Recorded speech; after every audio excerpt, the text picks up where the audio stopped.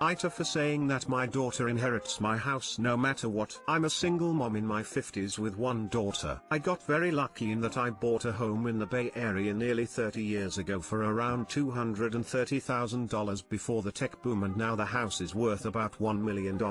I have a 23-year-old daughter Camila who grew up in that house, and she moved out last year to go live with her boyfriend. I've never explicitly told my daughter the house will be yours, nor has she asked anything about it, but just sort of common sense, that's my daughter. Who else would I give it to? One important note, there are 2 homes in the neighborhood that are owned by lower middle class people, me and a neighbor who's been here as long as I have. Otherwise, our neighbors are engineers and software developers. The Bay Area is simply unaffordable if you're not in tech. My daughter is a hairstylist. My fiancé Steven and I have been together for 2 years. He has 2 young children, elementary school. He has joint custody of who I adore, and I'm excited to help raise them. Steven and I don't have a ton in the bank, so a prenup seemed silly if it weren't for the house. I told him that I'm ready to combine finances and plan long term with him, but I wanted a prenup agreement just for the house. It's a non-negotiable for me that my daughter inherits the house. He wasn't happy with this. He said that $1 million split 3 ways is enough for all 3 kids to get a head start in life.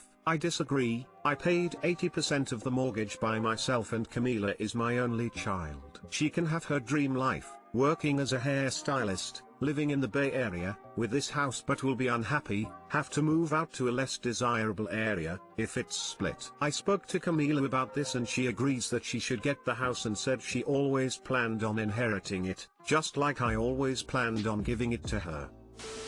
NTA. The house was purchased 30 years ago, long before you met Steven, and it is your separate property. I would not add him to your house deed, but I certainly would consult an attorney versed in estate law. I have my eyebrows raised that a fiancé of 2 years thinks his 2 children should get an equal share of your house that is your separate property, and that you have paid the mortgage on for nearly 30 years. Please, protect yourself and contact an attorney. NTA, that's your house. Think the prenup is a fantastic idea as it is your investment. You shouldn't risk losing it if things go south. I am just floored he thinks his kids are entitled to 2/3 of the value. WTFF? I'm just happy to see someone actually planning before they blend their families for once. Make sure that prenup is ironclad, so he can't make promises to his own kids, or put your daughter on the deed, now. NTA. You have been with this man 2 years and he is demanding that his kids receive an equal share of the home you paid for and raised your daughter in decades before he even existed for you. That's absurd. If you're going to marry this man and merge finances with him, you need to speak to an attorney first and make sure your wishes your home will be followed in the event that anything should happen. But first you should ask yourself, if you have to go to great lengths to protect your child from his greed and entitlement, if marriage and merging finances is something you really want to do with this person. You have been with this man 2 years and he is demanding that his kids receive an equal share of the home you paid for and raised your daughter in decades before he even existed for you. Not even an equal share. He wants the majority of the op's primary asset, 66%, to go to his children while the op's child gets 1/3, despite the op being the one who bought that house. He also didn't respect the op, saying this is non-negotiable. Op, this is deal-breaker territory. If your fiancé won't sign the prenup, downgrade him to FWB. He's not respecting your assets and your agency. TA.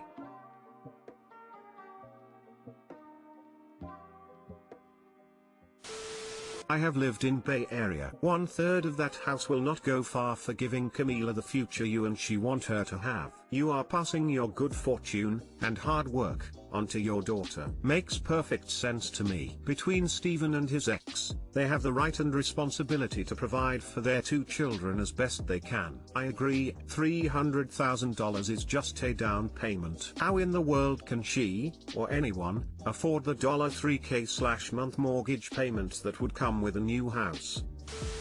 AITA for making my daughter sleep in a tent. I, 34F, am a single mother to 2 girls, Jasmine, 16F, and Jessica, 14F. Their dad died when I was pregnant with Jess, and I had to work hard. We hit rock bottom, and I was barely making paycheck to paycheck, but I managed to get a degree, become successful, and we live well. Point is, I know how fucking hard it is to be at the bottom of society, and my daughters know this, which is why I was livid at my daughter's actions. Yesterday, Jasmine showed me a video of Jessica cussing a homeless man out and telling him, "Stop asking me for money, you'd earn it yourself if you weren't so fucking lazy and spending what you earned on substances." When the homeless man complained about the cold, "We live in the England," Jessica responded, "Yeah, people camp for fun, even in December. You can't complain, you're living someone's holiday." Fury was an understatement for what I felt, as I thought I had raised an empathetic daughter. Along with finding the homeless man and making her apologize and help pay for a hotel room for a night for him, she paid £20, as well as signing her up to volunteer at a food bank. I decided to take her up on her offer of sleeping outside. I locked her bedroom door so she couldn't go in, put a sign on it saying closed for the holidays, pitched a tent in the garden and filled it with blankets and the sleeping bag I used when I was camping in Norway on a family holiday as a teen, aka really bloody thermal. Slept in the room closest to the garden for that night so I was nearby if anything was to go wrong. She was reluctant to do it, but chose it over the option of not having access to her phone until the Christmas holidays are over. In the morning, she was crying about how horrible it was to wake up on a cold mat and get disrupted sleep due to birds. After comforting her, I asked her would she like to do that every day like the homeless man. It struck a chord with her and she was crying over her actions, while even after the £20 she was rolling her eyes and her apology was not sincere. This afternoon, I came home from work to Jessica making a big meal to donate to the homeless people who live on the road near our house. I was proud of how she turned over a new leaf, and after taking the food to the people, my sister came over. Apparently, my nephew and Jessica were talking at school, and he asked her about her plans for the afternoon, and she said that she was going to cook for the homeless. My nephew asked what triggered that, and Jess told him everything, which he relayed back to his mum. My sister said that my punishment was too harsh, and just the £20 in the food bank would have done the trick, and I was acting irrationally due to my past. Now I'm second guessing myself. AITA?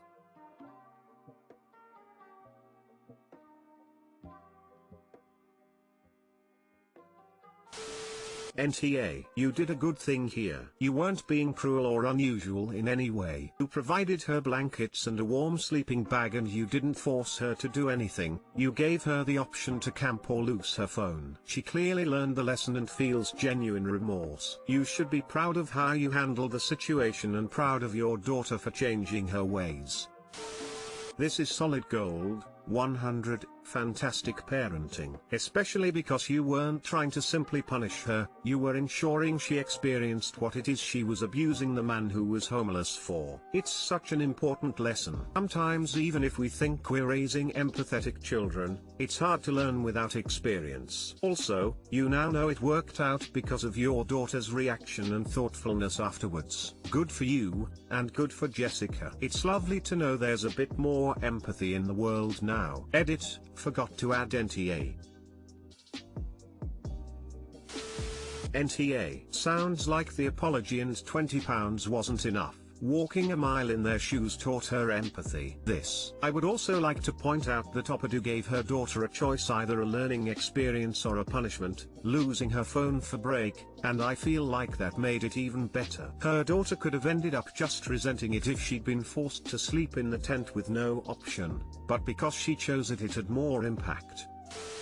NTA, the proper cold weather outdoor camp gear and you staying within view from the garden window made this a safe way to teach your daughter some perspective. It worked wonders. Be proud of yourself.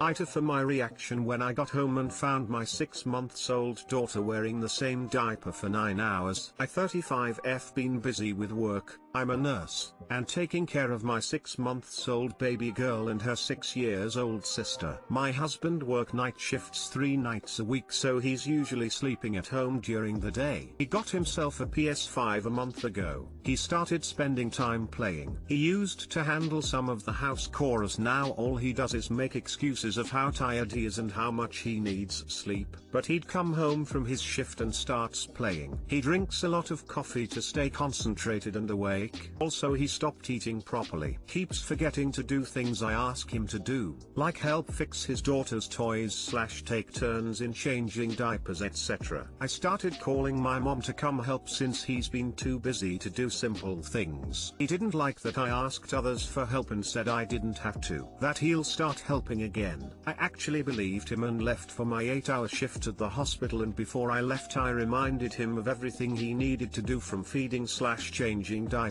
/ cleaning our daughter's room, etc. He said don't worry about it, and then I left. I called him to check on the kids and he said everything was fine. I came home in the evening and I was shocked to see our 6-month-old's bed was put in the living room, her stuff on the couch, while he was playing. She didn't stop crying. He said he didn't know what was wrong. Turned out he didn't change the diaper after I left. She was wearing the same diaper for 9 hours. He said he forgot, but he was busy playing. I immediately took care of her. I knew her rash was going to get worse after that. My 6-year-old's hair was a mess. He didn't brush her hair. The kitchen was a mess. I was livid, kept yelling at him for being neglectful and reckless and literally forgetting about his own kids over a game. He said that I was overreacting and that it was my fault for not reminding him on the phone. I told him it was my fault for leaving the kids with someone who doesn't even brush his teeth. He got offended and left the house minutes later. His mom called me telling me that my husband stays up at night to make a living for his kids and that I was pressuring him by giving him more than he could handle. I tried to explain, but she kept lashing out, calling me controlling, and said I might be frustrated from my job, that's why I'm taking it out on him. I hung up on her and had to take care of all of that mess. Sorry for any mistakes, I'm just so exhausted. NTA, your husband isn't a competent father and is blaming you for it. It's awful. I'm exhausted and overwhelmed. It's too much to take and he just keeps thinking I'm treating him poorly and putting too much pressure on him, but it's quite the opposite. NTA, absolutely inexcusable to leave a child in a soiled diaper for 9+ hours. Neglectful. Would walk away from this man. He can't even be called a man. He is a child, and his mom can take him in if she's so concerned. And your children deserve better. That poor baby crying in pain and discomfort. The husband obviously never even picked up his distraught son to comfort him, or he would have felt his soggy, bulging diaper. NTA, your husband neglected your infant. This is abuse. You can't trust him with your children on his own, which is absolutely pathetic on his part. If his mom thinks he is incapable of caring for his own children, she can either come over and babysit or contribute towards childcare. No, I can't trust him with our daughter after this. My mom said I should have taken the kids over to her house, but I thought that I left them with an adult, their own dad, and it's so frustrating. I'm mad and feel like I'm doing this alone. Now he's acting hurt and refusing to have an adult conversation so we could figure something out, and then having to go work, constantly worrying about the kids. It's too much pressure. My sister says she could find me a babysitter, but I'm not sure. NTA, my first thought was to destroy the PS5, but that's really not the issue here. Problem is a father who would allow his screaming child to sit in a soiled diaper for hours on end. The problem is a husband who expects his wife, who works outside the home full-time, to come home and handle 100% of the parenting and household responsibilities. You don't have a partner, you have a third dependent, and an unhygienic one at that. Your husband committed child neglect, plain and simple. That's the biggest concern here, because of course it is, but there are other problems too. Would not leave the children with him again. And if he didn't want to attend counseling and or parenting classes, I would be serving him with divorce papers. You deserve a teammate you can depend on. You do not need another person to be responsible for. ETA, thank you for the award, kind stranger.